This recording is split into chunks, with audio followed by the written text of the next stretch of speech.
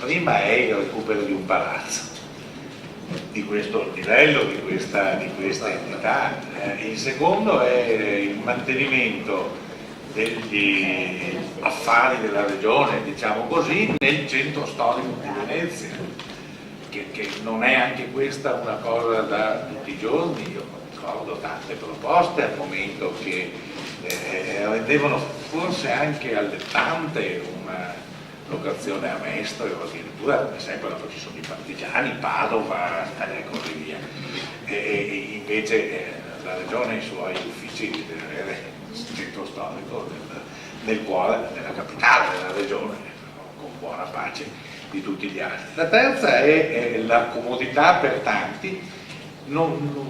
Tutti quelli che hanno motivo di rapporto con la regione e con i suoi uffici, che troveranno localizzato in un unico centro facilmente accessibile tutte le loro attività, quindi una grande comodità. Io ho sempre pensato ai sindaci che vengono dall'Alpago, dai posti più lontani, che così un'agevolazione ce l'avranno, non soltanto i sindaci ma anche i semplici cittadini. L'ultima è una motivazione d'ordine anche economico. Noi abbiamo scelto di privilegiare la spesa per investimenti e non la spesa della gestione corrente, la spesa corrente.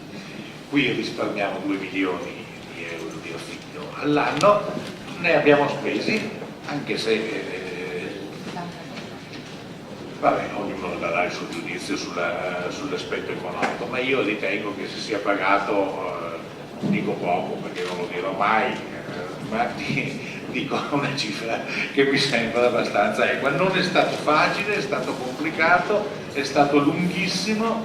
In questo hanno lavorato gli assessori, in particolare Flavio Silvestrini, a cui lascio la definizione degli aspetti tecnici, hanno lavorato un po' tutti quanti. E questo è il risultato, che direi gradevole, anche forse qualcosa in più di gradevole.